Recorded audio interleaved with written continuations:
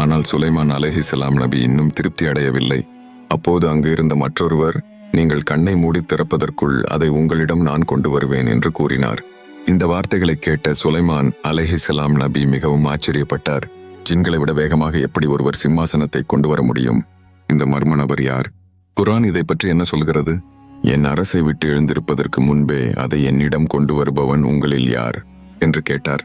அப்போது ஜின்களில் ஒரு வலிமை உள்ளவன், நீங்கள் உங்களிடத்திலிருந்து எழுந்திருப்பதற்கு முன்பே அதை உங்களிடம் நான் கொண்டு வருவேன். நிச்சயமாக அதற்கு எனக்கு சக்தி உண்டு, மேலும் நான் நம்பிக்கைக்குரியவனாகவும் இருக்கிறேன் என்று கூறினான். வேதத்தில் இறைவனிடமிருந்து ஞானம் பெற்றிருந்தவன், நீங்கள் கண்ணை மூடி திறப்பதற்குள் அதை உங்களிடம் நான் கொண்டு வருவேன் என்று கூறினான். அவ்வாறு அது தன்னிடம் வைக்கப்பட்டிருப்பதைக் கண்டபோது, இது என் இறைவனின் அருட்கொடைகளில் ஒன்றாகும். நான் நன்றி செலுத்துபவனா அல்லது நன்றி மறப்பவனா என்பதை சோதிப்பதற்காக இது எனக்கு கொடுக்கப்பட்டுள்ளது. எவர்